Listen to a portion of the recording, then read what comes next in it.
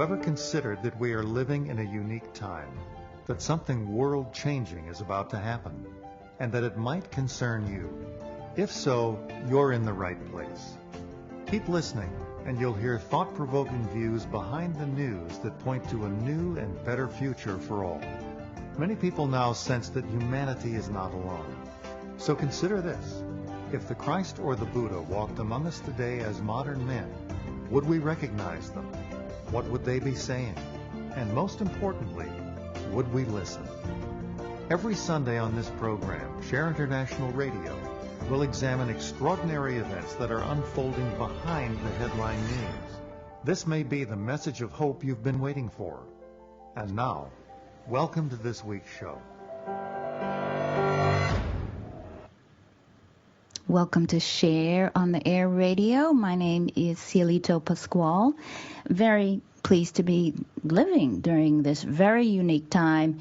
And I'm podcasting from an interesting corner of the globe called Seattle, Washington. And I want to thank you for taking the time to tune in and to learn a new perspective that will hopefully help you have a greater sense of hope for the future of humanity.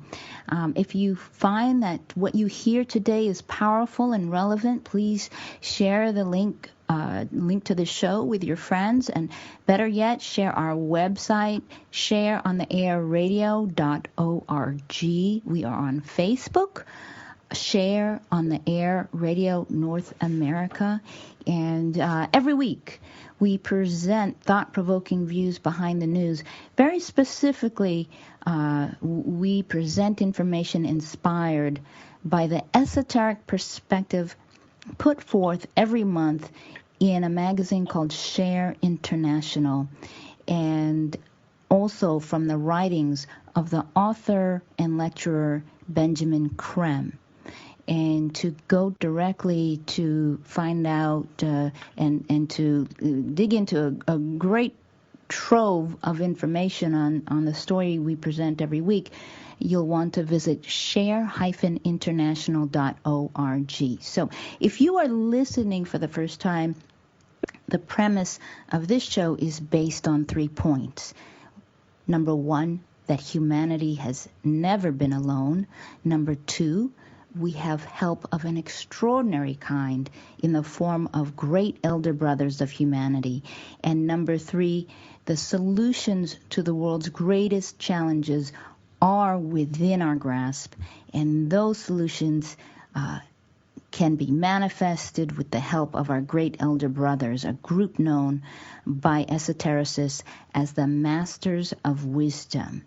Now, this group of advanced teachers are led by an even more extraordinary teacher, one known as Maitreya, the world teacher.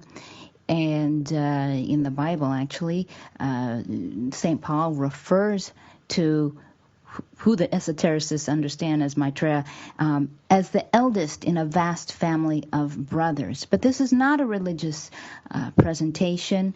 It's a message for all people, those of spiritual faith and those who do not subscribe to any particular religion or faith. Maitreya's purpose here is to help humanity out of the great challenges we find ourselves in. Maitreya fulfills the expectation of the return of a great teacher held forth by the world's religions. And we're familiar with the names of Christ, of Buddha, of Messiah, Krishna, Imam Mahdi. Those are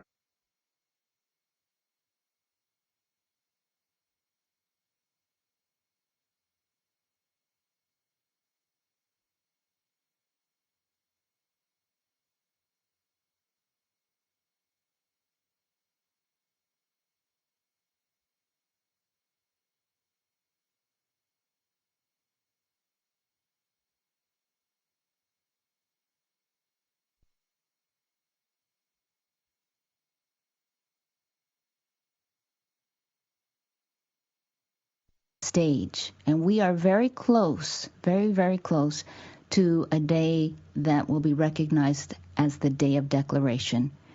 where Maitreya will present a choice to humanity. And that choice will be for us to choose the path of sharing and cooperation, where we abolish all hunger in the world, repair the environment, and establish human dignity as the priority of our political and economic systems. Or we continue with the modes of living that we live under today and eventually destroy all life on the planet. And humanity will be allowed to make that choice. So the purpose of this show is to present the information of Maitreya and the Masters for your consideration only. We do not present this as a way to convince you, but merely to open the door for you to start your own exploration into this information. So on this show today, we are discussing the topic of unity, which is fascinating to me.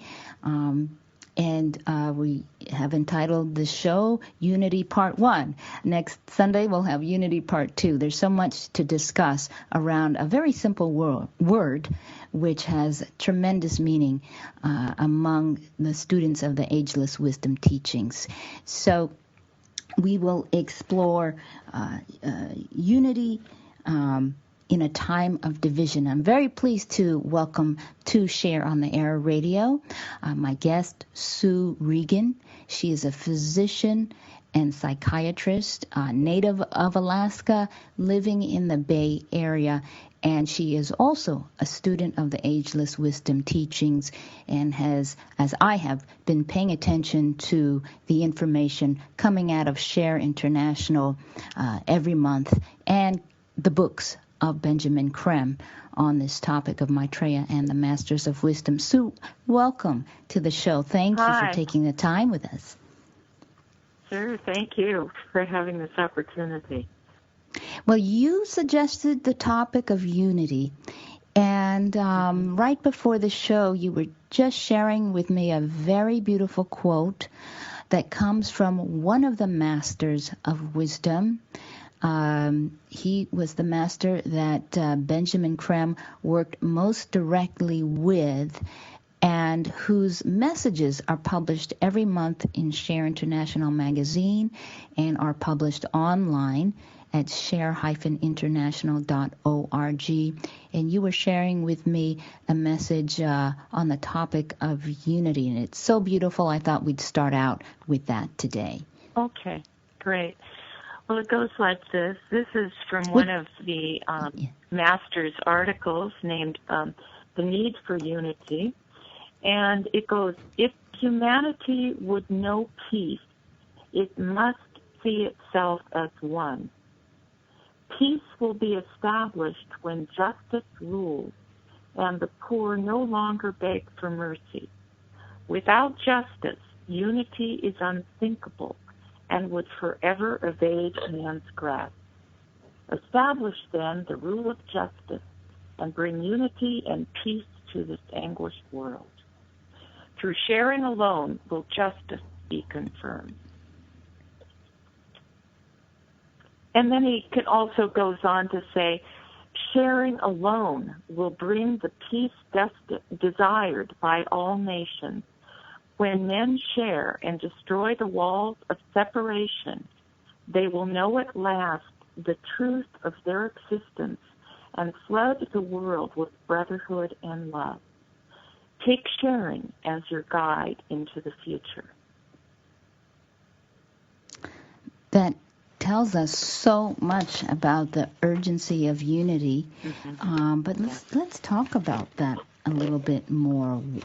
Today, we're taping this show on February 5th, 2017, and there seems to be greater division in the world, more than we could have ever imagined.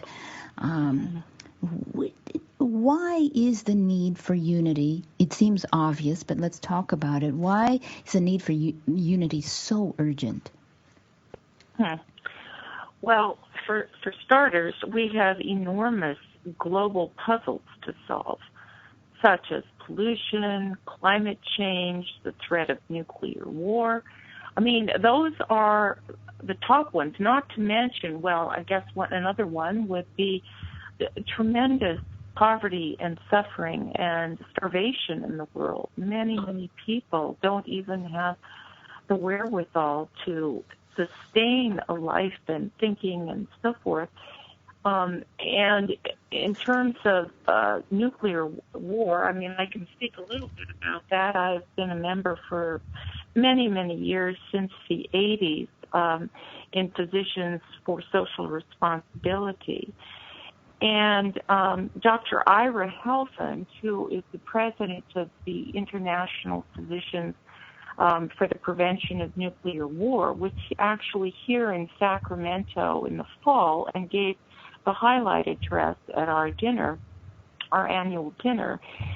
And he was the author of a report that talked about the effects that even a limited nuclear conflict could have, and possible conflict, say, between India and Pakistan. And it's estimated that such a limited nuclear conflict would launch 5 million tons of soot into the upper atmosphere and result in a decline of global grain production, which would be catastrophic to 2.3 billion people. We already have many starving people, but we're talking about 2.3 billion people. That's a third of the planet. Really being drastically affected, because all of this would result in a reduction in grain production over a 10-year period. And we're going to go into our break. And in the next segment, I'd love for you to continue that thought. And we're also going to talk about the principles that must be in place to lead up to manifesting unity. Stay with us. We'll be back after the break. Your conscious connection to a more mindful world. OMTimes Radio. IOM-FM. Spiritual, metaphysical, green living, psychic, alternative healing, life coaching. Do any of these or similar terms apply to your business or cause? If so, you are in a niche market with a very specific audience. Conscious Gate PR is the world's leading conscious public relations agency. With a global reach of over 4 million and growing, we offer comprehensive media campaigns to our targeted market. Learn more at ConsciousGatesPR.com. Conscious marketing for conscious minds.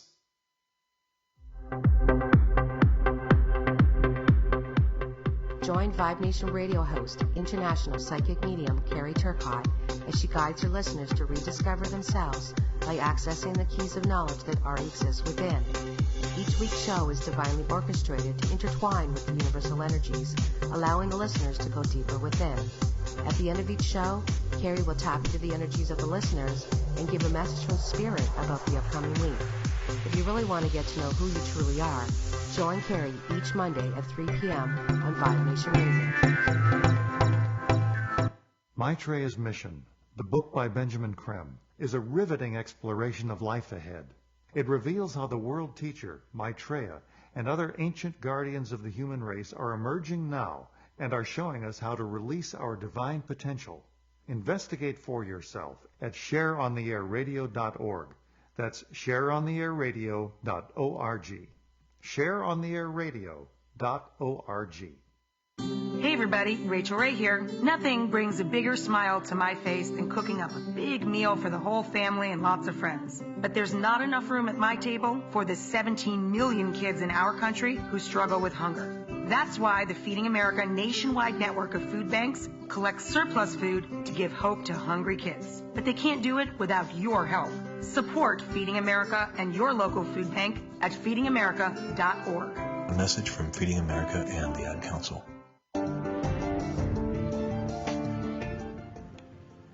And we are back on Share on the Air Radio with our episode on Unity Part 1, Understanding Unity in a Time of Division.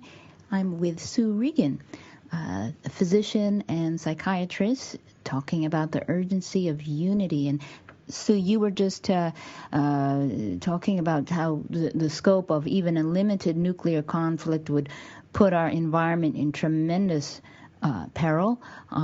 Even on top of that, there's so many other challenges we're facing environmentally, with wealth, massive wealth disparity in the world, and so forth. And I love the quote from the Master's message that you shared: without justice, unity is impossible.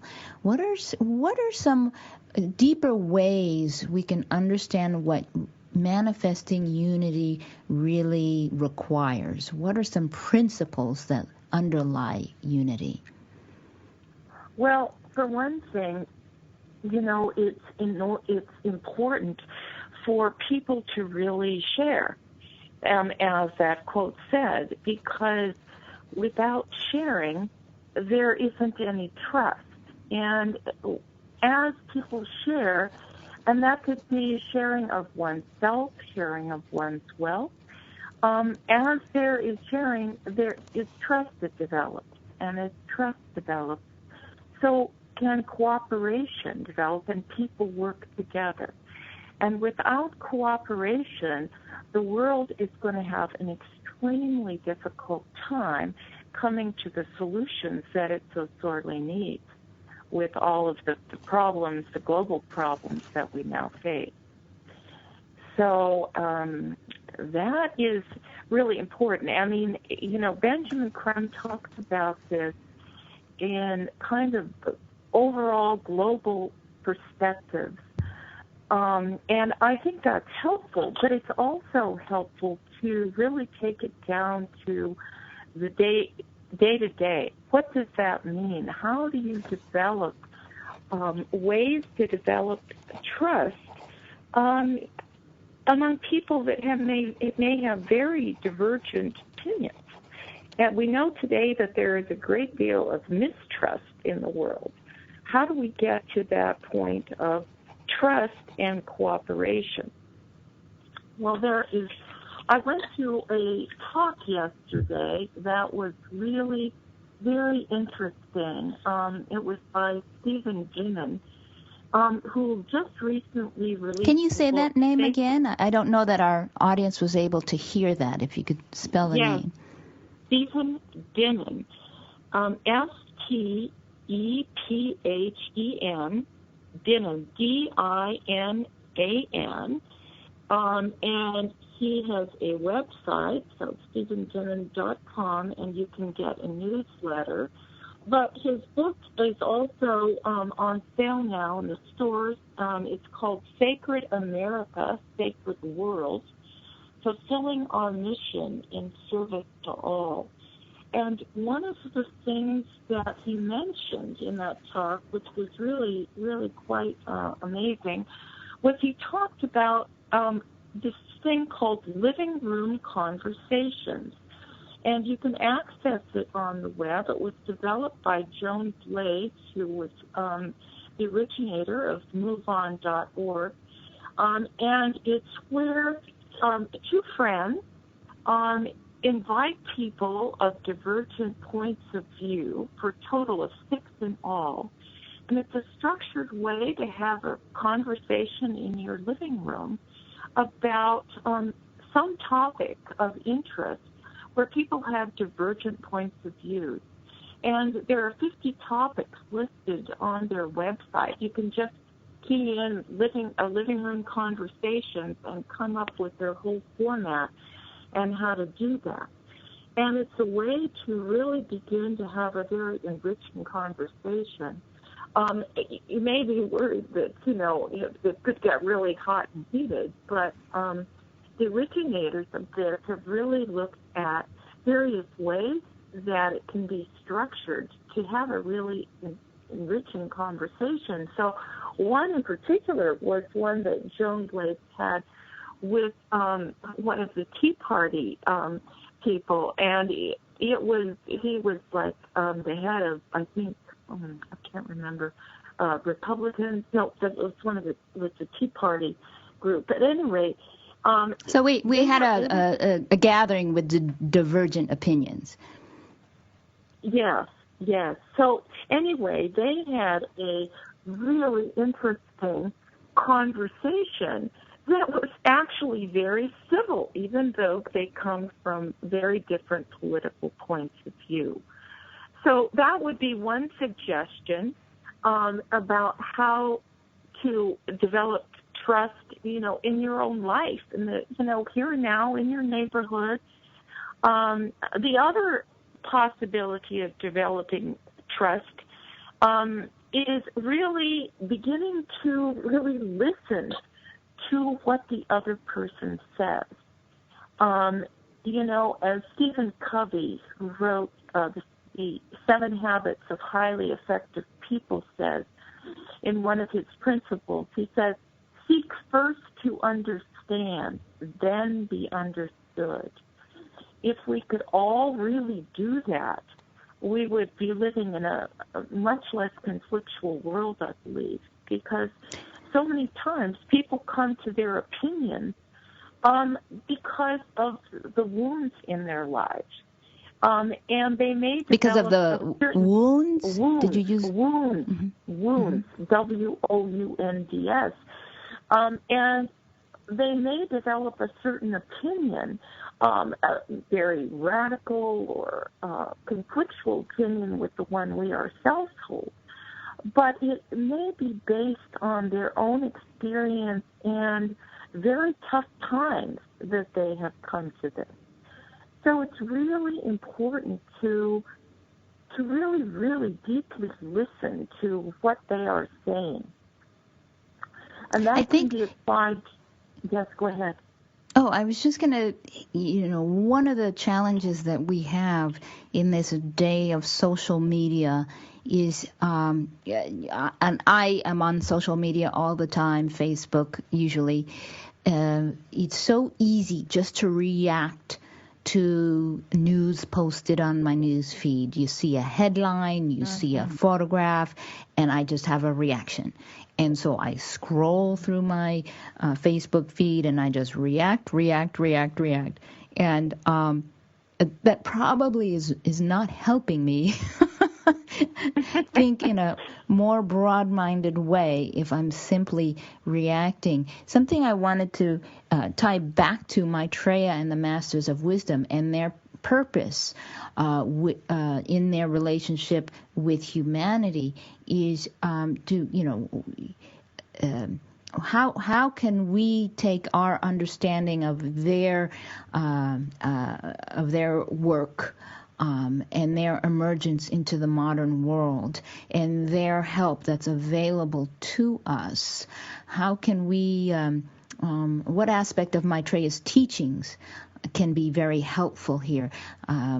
There's the art of self-realization. Is that helpful on the personal level when it comes to manifesting unity? Oh, I think it's very helpful because Maitreya's suggestions are to be sincere, to speak honestly, and to have a sense of detachment. Now, that doesn't mean that you're not attached to people or places or so forth, but it means to have a kind of emotional and spiritual detachment. That actually helps a lot if one can keep it in mind to not react, to try to just, be patient or compassionate, whatever works for you, but to try to just say, okay, there's a center here. Let's see if we can find that center. And to be as honest, by honesty, he means honesty of mind and sincerity of heart. In other words, to say what you mean and mean what you say. I was always saying this to the parents of troubled children who I would counsel, because it's important not to make threats, but to really say what you mean and mean what you say. And detachment, I think, is also aided by being introspective and by being willing to look at your own faults and foibles. It's what the famous Swiss psychologist Carl Jung, spelled Jung, called the shadow.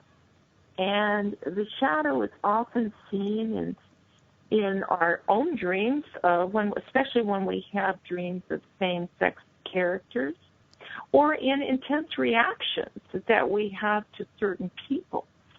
So, for instance, if you find yourself having an intense reaction to a certain person or group of people, it's often helpful to say, I wonder what that's triggering in me.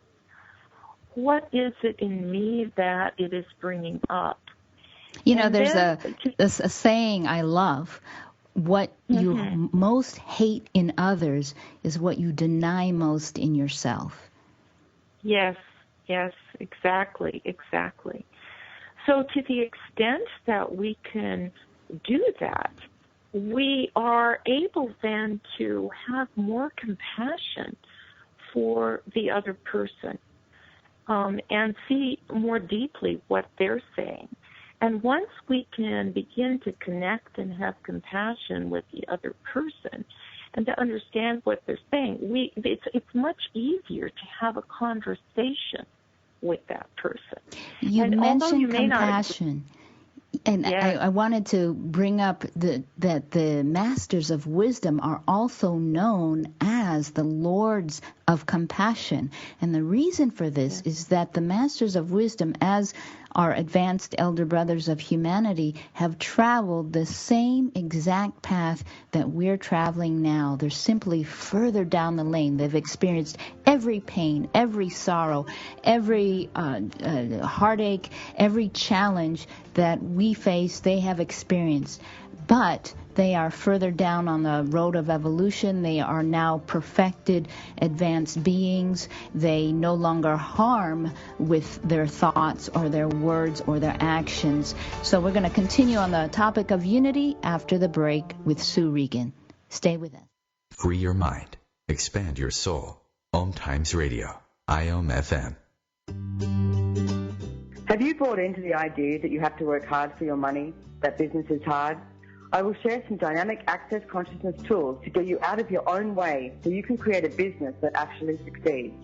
Join me, Simone Millicers, on The Joy of Business at 4 p.m. Mondays Eastern. Did you know that Share International Radio is more than just a podcast? If you're hungry for thought-provoking views behind the news, there may be a Share International event happening soon near you, providing a spiritual perspective you'll find nowhere else. To locate an event in your area, visit shareontheairradio.org. That's shareontheairradio.org. shareontheairradio.org. My name is Dale Pazinski, and this is how I live united. I volunteer with United Way, helping the homeless in my community by teaching computer skills and helping them build a basic resume to save on their very own USB drive. It's huge when somebody says, "Hey man, that job that you helped me apply for, I got it." My name is Dale Pazinski. I help people achieve financial independence. So I don't just wear the shirt, I live it. Give, advocate, volunteer, Live United. Go to liveunited.org. Brought to you by United Way and the Ad Council.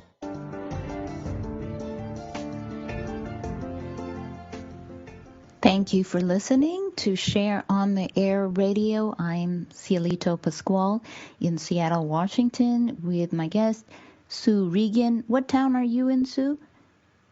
I'm in Sacramento, California. In Sacramento. That's not exactly Bay Area. I said Bay Area. No, at the well, beginning. extended. But I work a lot with the Bay Area group of Share International also. It's sort of like my New Yorker friends when they think I live in California because they just think Seattle is the same as California. Anyway, and we are talking about unity. Unity of geography and of humanity. I wanted to let the audience know that there is a wonderful video online. There's a ton of videos online. If our listeners will go to Share International on YouTube, there are excerpts from Benjamin Crem's lectures on many different topics, whether it's about unity, whether it's on the Masters of Wisdom, whether it's on Maitreya, whether it's on UFOs and the Space Brothers, which is also very related to the emergence of Maitreya and the Masters of Wisdom. There is just a wealth of information to be found there, so you can listen and be doing your household chores if you need to, but it's rich with information. And I was just watching, it was only a 20-minute video, Benjamin Crem speaking on unity. And what is interesting that he said was that it will be nothing will change in the world unless the nations of the world are working together. Nothing will, no lasting change can be made. So we could have a little fix here and a little fix there, but if it's only 4 nations making that fix, it won't. We can't look to one nation to fix it all, just as we can't expect to look to just one person or just Maitreya to fix it all.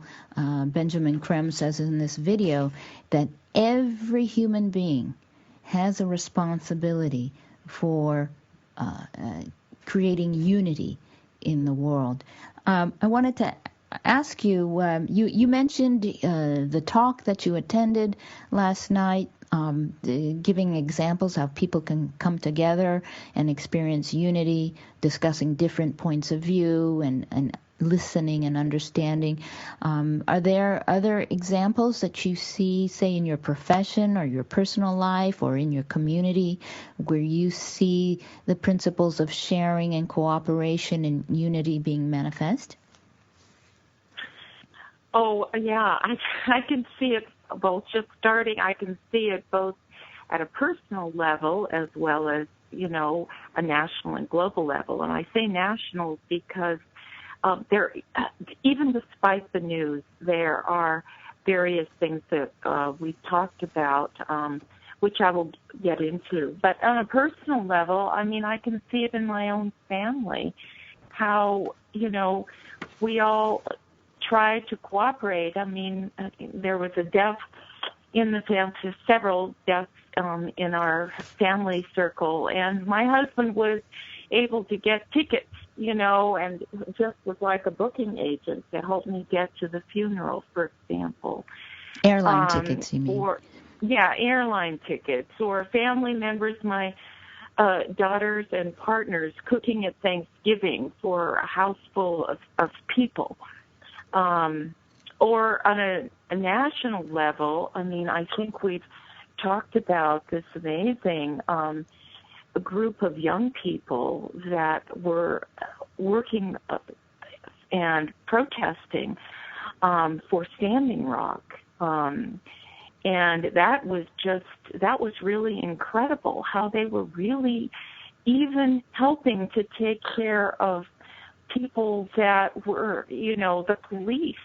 And it's like, what? You think, what's going on? But then on this, there's this article that people can refer to, and I hope you'll put it on your Facebook post with more information. We definitely from the New York Times.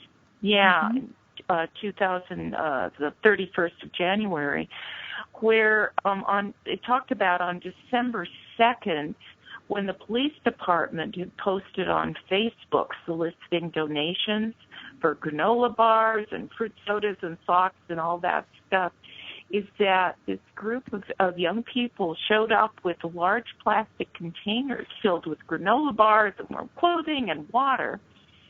And then one of the protesters... And these young people were from the tribes. This is important to know, because we are traditionally viewing this protest, the Dakota Access Pipeline protest, we're seeing it as the indigenous people versus the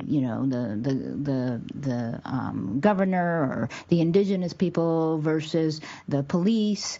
And we often don't see this detail, that the young people, because of the principles of unity taught to them by their elders and the principle of nonviolence, they have experienced the value of that by extending themselves in generosity to the police department when they were calling for donations. And a quote that one of the young people gave, he made a speech, and he says, "Though you have brutalized us, we will not brutalize you." That's referring to the mace and the vicious dogs that actually bit activists, all the way up to the tear gas canisters and injuries that a number of activists have suffered, even though they were peacefully protesting. I was just really brought to tears by that example. And they, in this longer article in the New York Times, they talked about the importance of forgiveness. And these were young people that had also suffered greatly in their own families, where maybe there had been a violence or abuse and so forth that they were also dealing with. But in forgiving others, they were also forgiving the parents that may have been abusive. And we're acknowledging that. And it was in the forgiveness that they were even able to have the conversation. So that really struck me. And I think there are other... Oh, go ahead. Oh, I was just going to say forgiveness is... I'm trying to think of what that really is an act of. It's an act of letting go. It's an act of... it is an act of sharing. It's a willingness to recognize the humanity in another that may have hurt you. And that's... it's either that, letting go, or hanging on to the resentment one's entire life. And how does that, hanging on to resentment or anger, how does that debilitate us? Oh my gosh! I mean, I could tell you so many stories from my private practice, which I'm no longer in, but I was for many, many years. And when you are resentful, unforgiving, it's really toxic to yourself, both mentally as well as physically. There are many physical ailments that can be brought on by anger and resentment. I mean, ulcers, for example, just that, or irritable bowel syndrome, or headaches, migraines. I mean, there are so many physical problems as well as psychological. From the psychological point of view, depression is one. It's often talked about as anger turned inwards. So, I mean, there are certainly genetic components to depression. I'm not saying that all of this is psychological, but there certainly is both a psychological and environmental component. And so to the extent that we can really let go of that, it's less toxic to ourselves. It's not easy to do, but there are many techniques that can help in addition to therapy. Writing sometimes helps. Talking with a trusted friend or in a group of people. There are various kinds of small groups where people that have different problems come together to talk about those problems. And so there seems there like are the many common element there in writing and in sharing is getting it out of your, getting it out of it sitting inside your head. Exactly. Yeah. You mentioned. Go ahead. No, go ahead. I wanted to bring up, you had mentioned in the other segment about bringing people together to discuss different views. This wasn't exactly what you were describing, but the other night, spontaneously, based on a post by a friend of mine, me and friends organized very quickly something we called a hijab styling party to show solidarity with Muslim women. And my friend had posted on Facebook the question of, hey, what if we wore hijabs? A hijab is the head covering that covers the hair and the neck, and traditionally worn by Muslim women, and in other religious practices, women cover themselves in a similar way.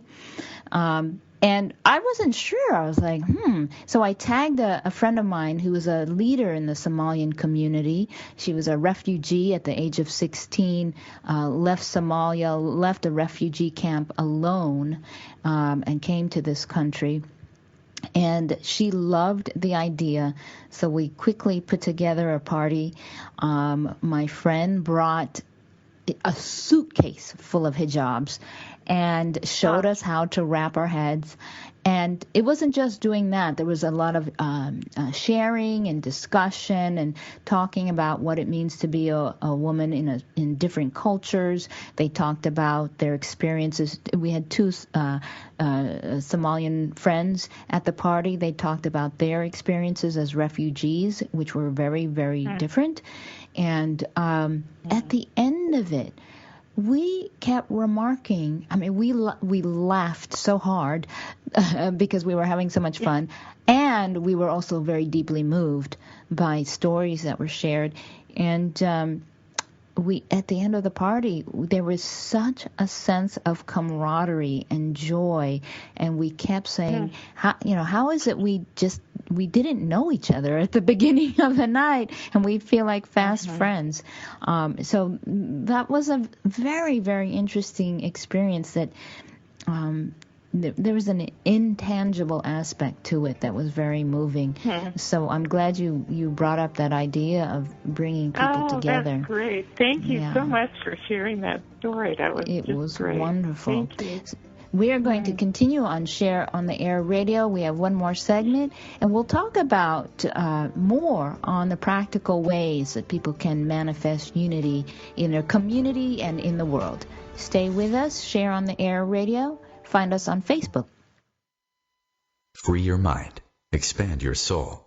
OMTimes Radio. IOM FM. The number one reason girls drop out of school in sub-Saharan Africa is lack of access to feminine hygiene products. The Pads for Schoolgirls Project, an outreach of Humanity Healing International, is changing this paradigm by setting up sewing programs at schools, teaching girls a vocational skill, while producing the reusable pads that help keep them attending classes. The girls pay it forward by making and giving pad kits to other girls in need. To learn more, visit humanityhealing.org. Humanity Healing is where your heart is. Hi, I'm Kelly Fox, host and astrologer of The Astrology Show. Each week, I'll give you access to the current transits, which are a valuable tool that provide astrological information to help unlock the potential each of us has. Understanding the stars can help steer us in the right direction to make better informed choices. So if you're wondering what's going to happen in your week ahead, be sure to tune in to The Astrology Show for guidance, Mondays at 9 p.m. Eastern Time.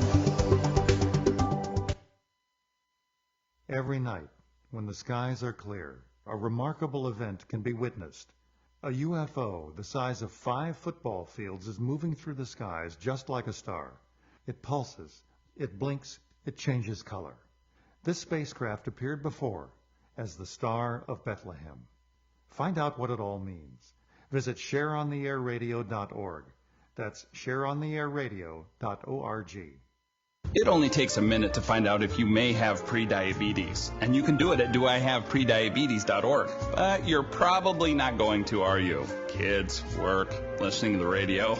you're busy, which is great because busy people can't get prediabetes. Oh my, I read that wrong. They can. Should have worn my glasses. So visit doihaveprediabetes.org and take a short test because prediabetes can be reversed. Brought to you by the Ad Council and its pre-diabetes awareness partners.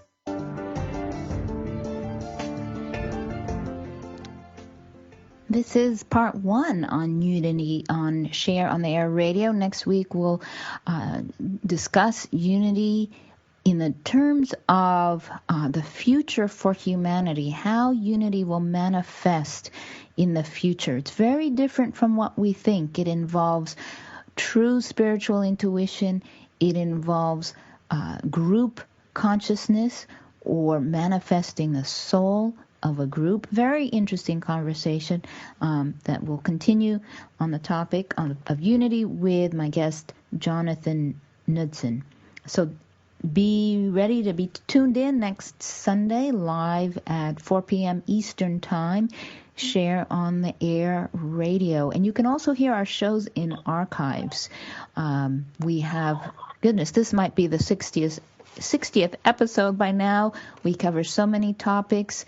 Visit shareontheairradio.org and also our Facebook page for links to archives of our show.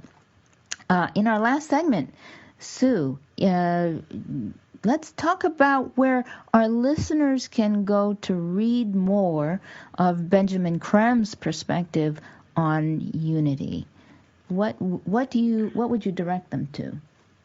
Well, there is a wonderful book called Unity in Diversity that really goes into much more depth about these issues. And then there's another book called Cooperation. Really, he says that cooperation and unity are the same thing. I mean, obviously, if you have unity, people are cooperating. But I think the bigger question is, how do you get to cooperation? That's partly what we've been discussing, but it's a really big topic. And, obviously it has to do with sharing and building trust, building relationships, beginning to understand the person that you're really talking to. There are many books that Benjamin Crem has written. I think for people that really haven't heard these ideas before, I would say that the very first book that Benjamin Crem wrote is kind of an exposition of all of these ideas. And then his future books go into various chapters, various ideas in greater detail. And that book is called Return of the Masters of Wisdom, if I got that right. Yes. That would be his first book was that. Yeah, the reappearance of the Christ and the Masters of Wisdom. Reappearance of the Christ, yes. And again, Christ is used in the esoteric context, which is beyond the Christian context. And so if listeners go to Amazon and do a search for Benjamin Crem, they will find the books you're referencing. The Art of Cooperation is one book, and Unity in Diversity is the other one you mentioned. Is there another quote you'd like to share with us? Yes, the thing, it kind of helps me to remember all of this and keeps me grounded in my own life and actually helps me with my work is the mantra of unification. And I try to say that daily. I won't say the whole prayer here on the radio, but I think there'll be a link we'll post the link to the mantra of unification on our Facebook page. We'll have a number of links referring to what we've shared on this show on our Facebook. Yes, but the quote particularly is that from the very beginning of it, it starts with the sons of men, and I would add the daughters of men. I mean, it's referring to humanity, really. The sons of men are one, and I am one with them. I seek to love, not hate. And, you know, that reminds me that we are all humans. We are of species, we are of the category of humans. And, you know, it's hard for me to not think of us all being connected at some basic level. We all have hearts and lungs and blood. I mean, you can't go through medical school and dissect cadavers and not realize that that's what every cadaver had. You go around and you look at your classmates, and they all have the same organs. We all have the same blood coursing through our veins and arteries. You know, so... You know, I would actually encourage you to read. The mantram is really beautiful. Would you be willing to read the mantram in its entirety? Yes, sure. The sons of men are one, and I am one with them. I seek to love, not hate. I seek to serve and not exact due service. I seek to heal, not hurt. Let pain bring the due reward of light and love. Let the soul control the outer form of life and all events, and bring to light the love which underlies the happenings of the time. Let vision come and insight. Let the future stand revealed. Let inner union demonstrate and outer cleavages be gone. Let love prevail. Let all men love. You know, that second to the last line is another line that I keep coming back to. Let inner union demonstrate and outer cleavages be gone. You know, I think of that so much now in our divisive political climate, that underneath of everything, we are really all one. We're all connected at a soul level. We're all human, and we need to keep in mind our unity. Even though on the surface we may have disagreements, we really need to double down, so to speak, on our inner work, whatever religious faith or none be it, whether you want to do it from a psychological point of view, but we all need to double down on our inner and spiritual work at this point in time of our evolution so that we can begin to heal divisive wounds and to talk to people that may have very different ideas than we have. You know, and it just reminds me, It's really about demonstrating our divinity. Yeah. And we have a choice every day. Either, you know, we really only have two choices in everything we do. We either demonstrate our divinity or we don't.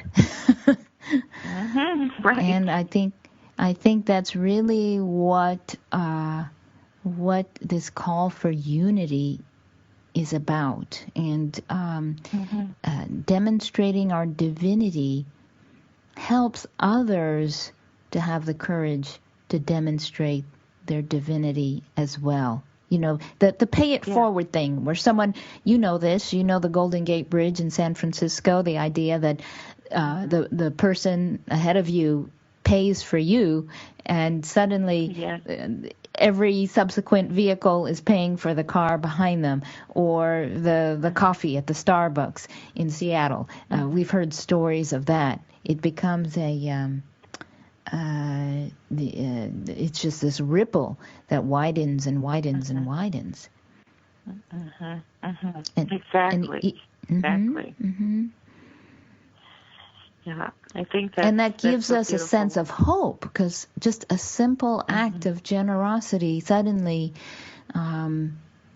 people see it and they say, wow, well, that person did it, and that seemed pretty simple. Why don't I do it? Exactly.